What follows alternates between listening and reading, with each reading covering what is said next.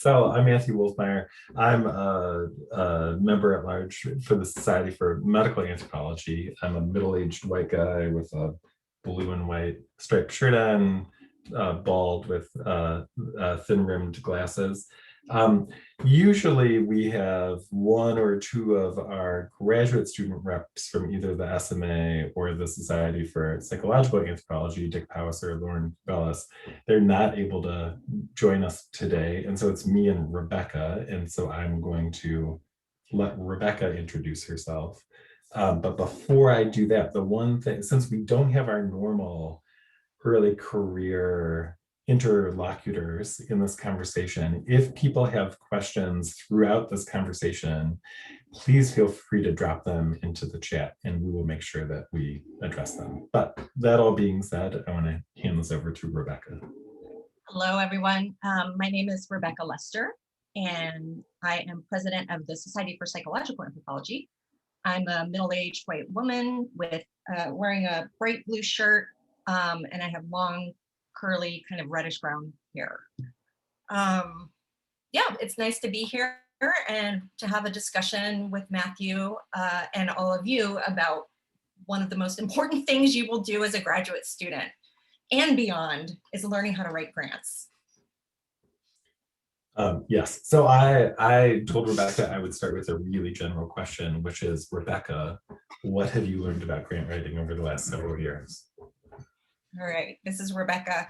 Well, I should preface by saying I have been certainly mentored a ton of graduate students through the grant writing process. I've also been a reviewer for both the Wenner Gren and NSF.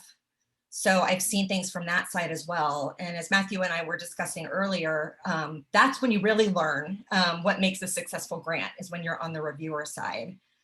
So there are a couple things that I wanted to kind of touch on, and we can certainly go deeper into any of these if people are interested. But I guess the first thing I would say is that when you're a reviewer, you get a ton of grants sent to you, and you are given guidance about how many of those you can rank highly. So I say that by way of saying that there are many, many good projects that don't get funded. And it's painful for the reviewers. It's obviously painful for the grant writers, but just to know that if you don't get funded, that doesn't necessarily mean that you don't have a good idea or that you're not going to be successful in your career or anything like that. There's a lot of factors that go into those decision-making processes. I know from experience as a graduate student that it can feel really devastating to not get a dissertation grant funded. But just to know that a lot of things have really very little to do with the project itself. I mean, it does, but you know, there's a lot of complicated factors going on.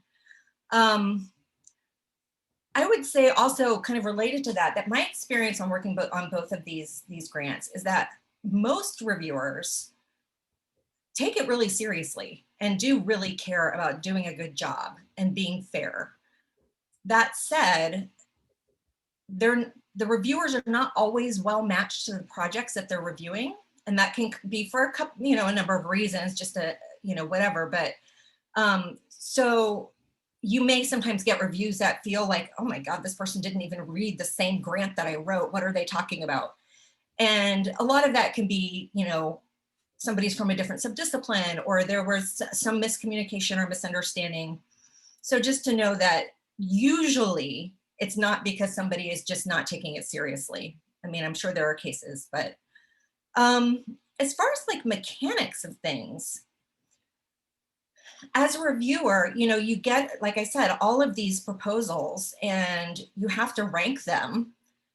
And so you start to look for key elements in each proposal, regardless of what the topic is. And the first thing you're looking for, and I'm sure you've all heard of this before, is a really clear statement of what the problem or question is. And we can talk about what that means in a minute. So very clear statement of the problem or question, because that frames the entire rest of the grant.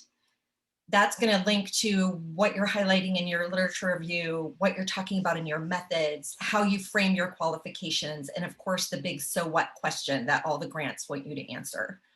So I'll kind of stop with that overall thing, and then we can see where we want to maybe go deeper or anything else. Yeah. So Matthew, how about you? What have you learned from being a reviewer? Thanks, Rebecca. This is Matthew. So I think one of the um, I agree with all of that. I mean, I think one of the challenge, I mean, it's immediately, you immediately realize that once you're on a review panel that like there are more forces at work than the merit of any individual proposal, right? And I think we're all aware that there's a limited amount of money for the NSF and Wenner Gren to give out at any given time. Um, but at the same time, there's just a lot of other things that happen in those conversations and in those ranking processes, right? And sometimes that has to do with initiatives at those agencies where they want to fund certain kinds of projects or certain kinds of scholars, and that is not transparent in the process. And so there are ways that those resources get redistributed outside of the, like beyond just the meritorious of any project, right? Once you have a bunch of meritorious projects, then it's like, now how do you make decisions about all of this stuff, right? I think one of the things that I think we'll spend some time talking about the genre of grant writing, which is like the practical side of all of this. But as far as like one of the big lessons that I learned was like both the Wenner Gren and the NSF are relatively small amounts of money, right? They're like $20,000 each, right? And I think that when I was a grad student, NSF was $8,000, right? And to have to both convince people that I'm going to do a certain amount of field work in order to address this big question that I've been prompted is important for motivating the grant. And also saying that $8,000 is enough, right, to do any portion of it was really challenging, right? And one of the things that I realized that really successful grants could do is both spell out what the overarching methodology was and say, I'm going to use this $20,000 to do this part of the methodology, right? Like, I know that there's more that I need to do, but your contributions to this project are going to allow me to do this piece, right? And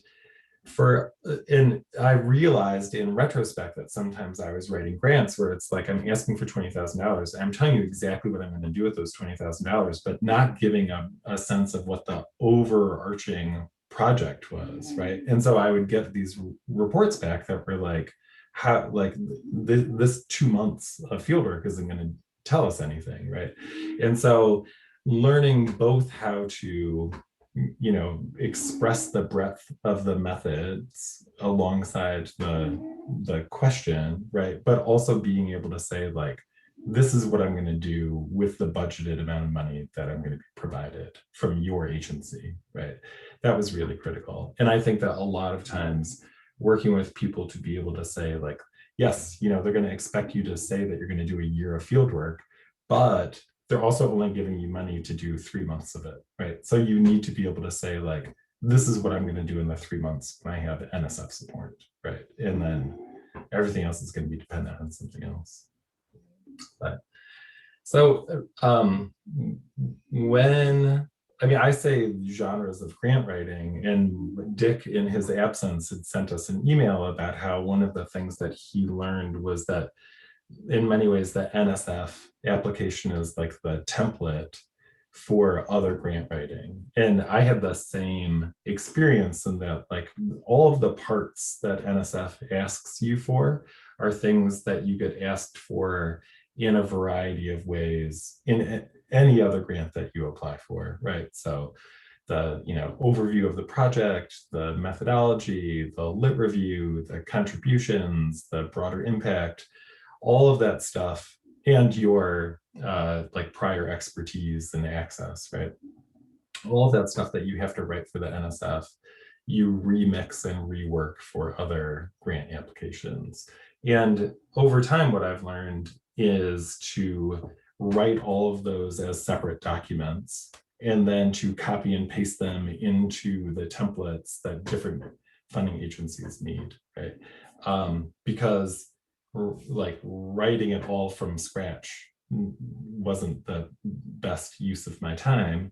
And once you know what those parts are, you know how to, or you begin to learn how to weave them together in order to address like the specific kinds of questions that Wenner Gren wants you to address, right? What have you learned about genre and grant writing, Rebecca?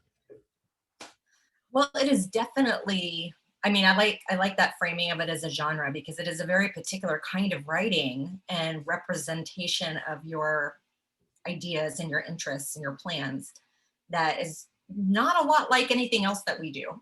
Mhm. Maybe the lit review, but yeah, it's definitely, you know, because you're, one thing I found challenging as a grad student was I haven't done this research yet, so I'm not sure how to provide enough information to convince this granting agency that it's a good idea for me to do it if I haven't done it. You know, I had some Mhm. difficulty with that. That's where preliminary research, if you can do it, is really helpful.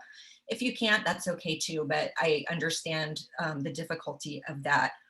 Um, Also, I think remembering that you are making a persuasive argument in your grant, that they want to give out money. This is what they do. This is their job, is to give out money to people. So they do want to do that, but they need to be persuaded that it's going to be a good investment for them to give money to any particular project. And so they want to make sure it's going to be feasible, that it's going to produce specific knowledge about whatever the thing is that you're interested in, but also that that's going to build into or relate to other bigger issues as well. That was one thing I found and as a reviewer, that sometimes a really interesting project wouldn't go further because it wasn't connected up beyond itself. So it's really tricky. I mean, it is tricky because you have to get into the nitty gritty with all your methodology and, you know, all of that kind of stuff, and also speak to these big so what questions that are, you know, far beyond your particular ethnographic, you know, set of questions. Mhm. But it takes learning. It's a learning process to learn how to write in that kind of genre. Absolutely. Mhm. Yeah, this is Matthew. I was reflecting earlier on how that was the most challenging thing that I faced in writing grant applications as a graduate student. That like the shift up to the like Yes. the bigger so what question, right? And part of that I think is like an artifact of the graduate training process, right? Where it's so much about our projects and we're really trying to define an interesting question in order to motivate whatever that project is. And then all of a sudden, and this was the case with the first time I applied to the NSF, they, you know, one of the reviewers was like, what's the big idea here? You know, like it's an interesting little project about sleep, but like, what does it tell us about anything else, right? And it, you know, I had to think about it, right? And I knew somewhere in me there was all of the training that needed to be accessed in order to come up with the anthropological keywords that would appeal to a grant reviewer, right? But it took a little bit of time to be able to scale up, right? Because I think you know, we get so hung up on what is my specific question and how am I going to do this methodologically? And then it's like, but what's the contribution about it all, right? And so I think that what was useful for me was actually going back to my qualifying exams and being like, now, what were my qualifying exams on again? Because they weren't on what my dissertation was about. You know, they were about these much bigger anthropological questions. And so resituating myself in relationship to those literatures made it much more apparent what the so what was, right? Right. But I think it's often the case in reviewing grants where it's like, well, this is a nice little project, but like, what does it do for the discipline, right? Right. And or what does it do for like knowledge production more generally, right? Like this is fine, but if I'm going to fund this or I'm going to fund something else that is clearly about some big anthropological question, it's going to go with the big question, right? Right. Yeah, one exercise that one of the professors at our department uses, he teaches our grant writing course, is, so say for example, I'll take my most recent project as an example. I studied eating disorders in the United States in the context of managed care. So to me, he might say something like, okay, so tell me what your project is about without using the words eating disorders, United States, or managed care. Mhm. What is it about? And that is so frustrating, Mhm. to have to encounter that. But it's such a good strategy, I think, because if you can Mhm. articulate that, then you're really starting to get at the bigger questions Mhm. that are underpinning your, specific ethnographic target. Mhm. Yeah. Yeah, this is Matthew. That's a great exercise, right? Like I think getting, this is a little digressive, but I show the Five Obstructions, Lars von Trier's weird documentary about making a film, and each time there are different sets of constraints that he provides on the people who are making the movie, and I show that to students all the time in order to get them to do the same kind of thing, right? Where it's like, okay, so you're hung up on thinking that this is all about participant observation. What if you had to do the project without any participant observation, right? Like, how do you do that project then? Or, what if you had to do the project where there were no interviews allowed? And, like because it gets to this question of like, well, what are the other methods that can address the same set of concerns, right? And it's always really, I mean, it's tough, but it's also really illuminating because it gets people to think about a lot of the assumptions that they bring into the methodological practice that they're planning on doing, right? And uh, I recommend working through the Five Obstructions on your own time. But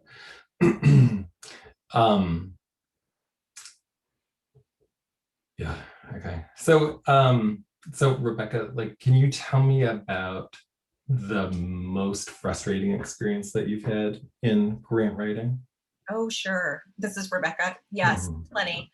I think for me, the most frustrating, and it's similar to a frustrating experience I had in article writing too, which is what our last workshop was about, was writing my dissertation grants and getting comments back that I felt like they missed the point entirely, um, or misinterpreted something, and just being frustrated, like, well, that's not the project I'm doing that you evaluated. Mhm. So, but so it was very frustrating. But after I was able to kind of let that settle a little bit and get a little bit of distance from it, I could go back to those reviews. And even though they were misunderstanding something, but that means I wasn't explaining it clearly enough. Mhm. So I was able to kind of take that and learn some lessons from it. But that was the most frustrating, I think, is feeling like you put all this effort into writing this grant and then it doesn't communicate what you thought it was communicating. Mhm. Yeah. How about for you? This is Matthew. Yeah, I think that very similarly, I had experiences where my assumptions about the project were like they were too well baked for me, Yeah. to the degree that I wasn't explaining things that needed to be explained enough for peer reviewers to be able to see what I could see, right? And that was definitely the case as a graduate student, where the the reviews reflected the same kind of experience that you had, where they were like, well, but why is sleep interesting? Like or like tell us more about this thing Mhm. so that we know why this is the right question to ask about it, right? Mhm. Um, and one of the things that I learned in that process, and this was from Jean Langford, which was that like the grant doesn't necessarily reflect the project, right? Yes. And that what I was proposing to do in the grant was just part of a much bigger project, right? And I guess this goes back to what I was saying earlier about the feasibility of these things, right? In that what I was pitching was like, you're going to fund me to do this one part. And I've done all this other stuff and I'm going to do this other stuff over here. But all I need is the money for this section, right? And Jean was really insistent on like, that's not the whole dissertation, right? Like even if they fund it, they're only giving you $8,000 and you are not committed to the NSF. You know, like they if you do that part, that's fine, but you've got to do all this other stuff too, right? And related to that, it was like, you know, they want you to answer these questions. Reviewers are really interested in these specific things. You may not be interested in those things, but you at least need to address those questions so that the reviewers can see that you will be successful in doing this thing, being able to address those questions, whether or not they become central to the project, right? And I think for me at that time, it was really a challenge because I felt like I had this big project that I wanted to do, but in order to get this small amount of money, I was going to have to cut out all of this other stuff and just focus on this one element, right? And it you know, it was a therapeutic process in the sense that like I had to learn that in order to be successful doing that thing and getting the grant, I had to shape it in a particular, shape the pitch in a particular kind of way. Right?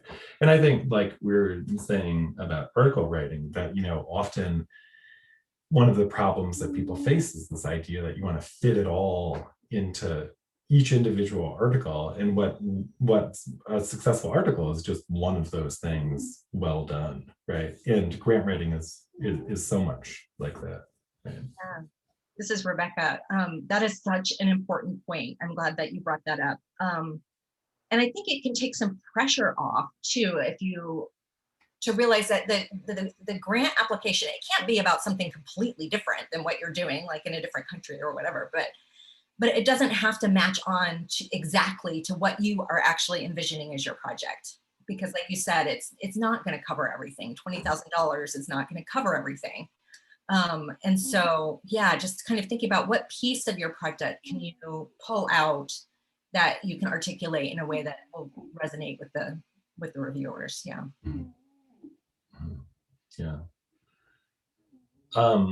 Well, if there are questions that people have, you can always put them in the chat. We're really happy to address them. We can also keep chatting for a little bit longer while people write those questions. I think one of the things that we've kind of focused on both the NSF and Wenner Gren grants. They're, you know, different in their own ways. But there are, you know, other kinds of opportunities for people to apply for, that like the SSRC and the Ford, they're depending on what you do, there's, you know, NIH money to support some of it, ECLS funds, there's probably funding through most people's home institutions to do like at least dissertation year writing fellowships and stuff like that. Rebecca, do you want to talk about your experience with any of those other kinds of agencies?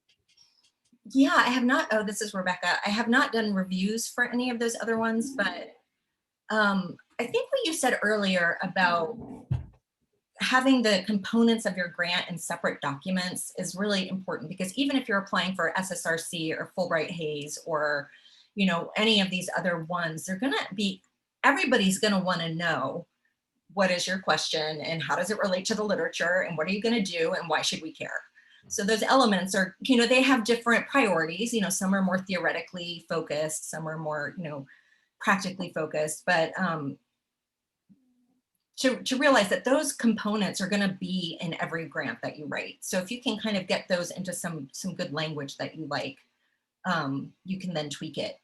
I saw that we had a question about keywords. Mm-hmm. I don't know if you wanted to say any more about keywords, Matthew. Yeah, this is Matthew. I mean, I think as you were answering that prompt I gave you, I was thinking about how one of the challenges with a lot of other funding agencies is that your proposals will not be read by anthropologists, right? NSF and Wenner Gren, if they get sent to cultural anthropology at NSF, they will be read by cultural anthropologists. They might not be your kind of cultural anthropologist, but they will be cultural anthropologists, right? And so when you think about like the keywords that cultural anthropologists care about in terms of, like pitching the bigger issue, right? Like just think back to your intro to cultural anthropology classes, right? Like kinship, power, social organization, ritual. I mean, some of those are like old words, right? But they're old words that have a big role in the discipline, right? And if you can latch on to those key ideas for people, I think that it helps them connect like how this fits into the introduction to cultural anthropology, right? As a set of topics, right? I think one of the challenges for people when they apply for non-anthropology specific funding opportunities like the SSRC is that like you need to know what the keywords are at that SSRC initiative and be able to pitch yourself into those keywords, right? If they're not anthropological keywords, then you need to know the literature well enough to be able to say like that, this anthropological approach to democracy, right, is contributing to this literature over here that all of you, like interdisciplinary social scientists are aware of in relationship to this initiative, right? So I think that, there's thinking about those keywords is both thinking about the discipline that you're coming out of and the keywords that motivate people in that discipline in the most foundational sense of like their motivations in the discipline. But when you're outside of the discipline and you're applying for other kinds of funding opportunities, to really understand the keywords that are important for people in those places, right? And to be able to say like an anthropological approach to this concern is important for these reasons, right? And it may be the case that there is not a huge anthropological literature about that stuff, but to be able to say like, this is how people have thought about this idea from these other disciplines, and what I'm going to bring is going to address the question in these kinds of ways. Mm-hmm. That's great. Let's see. Oh, so the next question I think is, what is your suggestion about how to strike a balance between giving enough context in the proposal while not giving reviewers an impression that you already know the answers to your research questions? Yeah. Rebecca, do you want to take a swing at that one? Sure, this is Rebecca. That is a tricky one. But I think, what's the easiest way to answer that? I think you have to show that you have enough information to know what questions you want to ask. And that the questions you're asking are smart and useful questions that other people have either not asked before or not asked the way that you're doing it or in the place where you're doing it. So I think, as much context as you can give that frame the question of the piece that's missing that you want to find out. Mm-hmm. Is useful because you want people to know that this is an informed engagement that you're having in the field, that you know what you're getting into, what is out there as far as the knowledge base, and you want to look at this particular thing. Because that is something I saw with doing the reviews, is that if there's too much open space in terms of like what you don't know, then it's hard to think about whether this is a good question or not. Mm-hmm. You know what I mean? Because you really need to be able to frame that more solidly. I don't know that I'm expressing myself very clearly, but Matthew, do you have thoughts about that one? Sure. This is Matthew. So I had a senior person once tell me, you always only apply for grants you already know the answer for. And it was one of those things that was like mind-boggling to me, because it really was like, well, wait a minute, I've been told that I'm supposed to have a question that motivates everything that I do in these grant applications. Why would I only be applying for stuff that I already have an answer for? And it took me a while to realize that what he meant is that like you need to know enough about the subject so that you know what the question is, to fill in a tiny gap. Yeah. Basically, right? And so I think a lot like what Rebecca is saying, you need to be able to provide people with enough of a sense that you know the field so well that this one question is the right question to ask in this context, right? And so it's a really tricky balance because you want to be able to, like, I've read applications before where it's like, well, this person's clearly already done all of the research, right? And like, you can give him the money, but he's just going to write up his dissertation with it. And that's fine too. But like but that it was not, there was no question left anymore, right? And so I think it's a real tricky thing to be able to say, like, I know a lot about all of this stuff, but the one thing that I don't know is this one critical element right here. And I mean, I think I'm having the same problem that Rebecca did, right? Like, there's no way to be really prescriptive about it other than to be able to demonstrate your expertise to the extent that people are satisfied with it, and also recognize, like, you are the right person. You know enough to know that this is the question, right? And that can be a really tricky thing. Yeah. So, And this is Rebecca, and not only this is the question, but what will answering that question get us? That's where it links to the bigger picture. Like, if it's a question that, you know, doesn't link up to anything beyond your project, then it's not going to be very persuasive. So yeah, so that finding that gap, that specific gap or the specific disjuncture, and then what will finding the answer to that tell us about ritual, about social organization, about these bigger themes that we were talking about before. Yeah.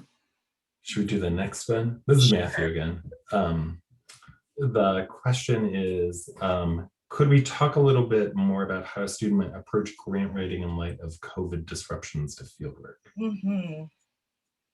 Yeah, this is Rebecca. That's such a, I mean, I feel for you guys that are trying to get into the field right now. It's difficult. The upside is with technology now, there's a lot we can do that we couldn't do when I was a graduate student, for example. You had to be there physically. From what I have heard from students that I mentor and other colleagues who are mentoring students, and some on the grant reviewer side, they still want to know the same things. They still want to know that you know enough about this topic to be able to identify a key question. It's more of a methodological issue, I think, for the most part, about how are you going to get the information that's going to help you answer your question. Of course, it may mean you ask a slightly different question, because depending on what it is, you might, you know, need to shift a little for the purposes of a grant. You may do it differently. But I think planning, it's so hard to plan because of course we write grants a year in advance usually of what we're doing. And right now everything is so uncertain. So that makes it really difficult. I know a number of grants have asked people to like write a regular sort of grant and then write a plan B for COVID, which is great, but it also means a hell of a lot of work, extra work for, you know, the applicant. I don't know other than that, methodologically thinking through how are you still going to access the kind of information that you need. What would you say, Matthew? This is Matthew again. So I recently was working on a grant, and I decided that what I was going to do is I was going to break up the methods into a bunch of segments. And so there was like 4 segments in the method section. And I explicitly said, you know, like, this is available to me in the context of the pandemic, right? So like doing interviews online with specialists in a particular field, I can do that during the pandemic, right? This other thing I can only do, you know, once this archive reopens, right? And so I made it really flexible in the sense, I mean, it's still out for review, so who knows how, if other people will buy it, but it was my way to try and solve that problem, because they were not giving, like, I know Wenner Gren right now asks you for a plan A and a plan B, right? In case the pandemic persists, or, you know, and the conditions wherever you're going are particularly troubling, right? But for what I was applying for, they didn't ask for any of that stuff. And so it was like, I'm going to tell you the entire methodological suite that I'm going to use for this project. Depending on, you know, when this funding comes through and what's available to me, I will do one of these things, or more, you know, depending on the availability. that seemed, like reasonable to me. I think that, one of the challenges, and I think that this is, like at the heart of the question in some respects, is like, can you keep deferring receiving that money until you can go do that fieldwork in a kind of unobstructed way? And I think with the NSF, you actually can. They'll just write you the check and you just need to not spend it for a while. But some other agencies are a little more sticky about how, when you do it and how you do it. So I think that trying to build in flexibility into the methods might be one way to kind of address that stuff. This is Rebecca. That's great. I really like that advice about kind of modularizing a little bit your methods and showing how they can be, put in different order or, used in different ways depending on what happens. Yeah, that's great. It was the best I could figure out. So. Yeah. Do you want to read the next one? Sure. This is Rebecca. It says, in the absence of a structured course, how long do you recommend taking to write them up, or what did your drafting and editing process look like? I would say don't underestimate how much time and effort it will take you. At least a semester, I would say, of pretty dedicated, not that that's the only thing you're doing, but if you can carve out like an independent study for a course and like use that time to work on grants for a semester, that would, I think, be ideal in my opinion. It really does take a long time until you get the first one or two done, and then you can start to kind of recycle some of it. But yeah, it takes a long time. I think mostly the framing part of how you're going to ask your question seems to be the thing that takes the most time and kind of grappling and trying different versions of it. And I mean, for me, it was just a lot of revising and a lot of, talking to my advisor and her saying, that's not a good question, or, whatever. And having to rethink how to say things. But once you have your question solidly conceptualized, the rest of it kind of flows from there. It's still a lot of work because you have to do the lit review and the method and all that kind of stuff. So I would say at least a semester of some dedicated time. What do you think, Matthew? Yeah, this is Matthew. I agree. I mean, I think your mileage will vary depending on, where you are in the process for all of the stuff. I think if you have zero support, it will be a lot longer. And if you have a lot of support, it could be a lot faster. I think a lot of people really benefit from having some kind of grant writing circle, other people who are writing grants around the same time for the same agency, and just being able to share even just parts of the grant. I think that getting feedback on, the first page is really helpful. And if you don't have faculty who can support this kind of stuff, finding other graduate students who are or who have done this stuff in the past is always really beneficial. But like Rebecca said, I think after you do the first one, the other ones become a lot easier. And I think really once you kind of understand the parts, then remixing and putting stuff together becomes much more straightforward. I mean, I think if you are spending more than 3 or 4 months on a grant application, you might not be ready to write that grant application yet. Or you don't have the support to write that grant application right now. And so that's also a sign, I would say. We are at time, but there's 2 last questions, which maybe we can kind of blend together. So one person is asking what grants to recommend for biological anthropology PhD students. And another person is asking about interdisciplinary research, so social anthropology and primatology. And funding is this is quoting, is funding is always harder than in disciplinary research, so is evaluation. Do you have any insights to be successful with an interdisciplinary project? So, I mean, I think in terms of the biological one, it really depends on what that biological anthropology looks like. I think if you are really identify as being a biological anthropologist, you want to have biological anthropologists reading that grant application. if you are a biological anthropologist who is really influenced by cultural anthropology, on the other hand, it may be the case that biological anthropologists aren't going to review it in quite the same way as cultural anthropologists will. And so you might choose to send it to cultural anthropology at a place like NSF.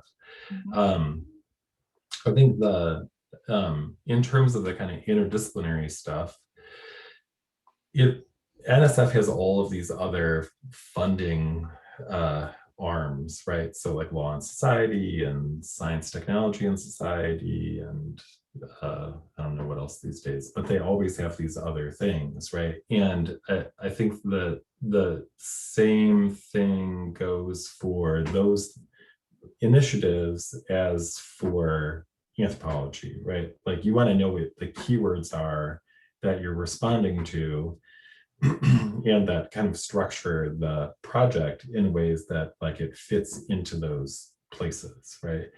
And I mean, weirdly, I've had more students be successful in applying for dissertation grants at NSF outside of cultural anthropology than in cultural anthropology. So like applying to science, technology, and society or law and society,